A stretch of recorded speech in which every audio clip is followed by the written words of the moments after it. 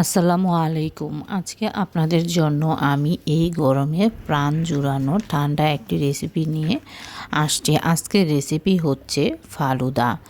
ঘরে থাকা অল্প উপকরণ দিয়েই আপনি এই ফালুদা তৈরি করতে পারবেন। ঘরে সবসময় সাধারণত রেগুলার যে ফলগুলা আমাদের থাকে ওগুলা দিয়েই আপনি ফালুদা তৈরি করতে পারবেন। আর সবার ঘরেই কিন্তু ম্যাগি নুডলসটা থাকে, এবং যাদের ঘরে ছোট বাচ্চা আছে সাগুদানাও থাকে। কথা না বাড়িয়ে চলুন আমরা চলে যাই মূল রেসিপিতে।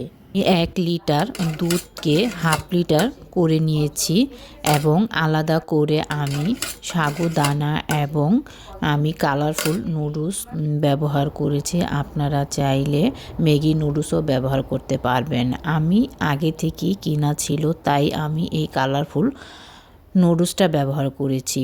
আলাদা আলাদা সিদ্ধ করে আমি এটাকে দুধের মধ্যে দিয়ে আর একটু ঘন করেছি, সাথে আমি পরিমাণ মতো চিনি ব্যবহার করেছি।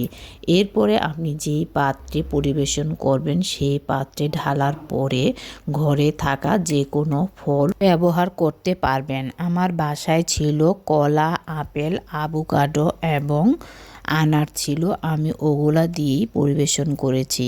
আসলে অতিরিক্ত কোনো আয়োজনের প্রয়োজন নেই। ঘরে থাকা সাধারণত আমাদের কলা, আপেল কিন্তু সবসময় ঘরে থাকে, এগুলো দিয়েই আপনি কিন্তু তৈরি করতে পারবেন। তৈরি হয়ে গেল এই গরমে প্রাণ জুড়ানো ঠান্ডা রেসিপি ফালুদা। পরিবেশনের আগে আপনি নর্মাল ফ্রিজে আধা ঘন্টা রেখে পরিবেশন করবেন। আশা করছি আজকের রেসিপিটি আপনাদের ভালো লেগেছে। আবার দেখা হবে নতুন কোনো ভিডিওর মাধ্যমে। আসসালামু আলাইকুম। সবাই ভালো থাকবেন, আমাদের জন্য দোয়া করবেন। আমরাও দোয়া করি আপনারা যে যেখানেই থাকুন ভালো থাকুন, সুস্থ থাকুন। আল্লাহ হাফেজ।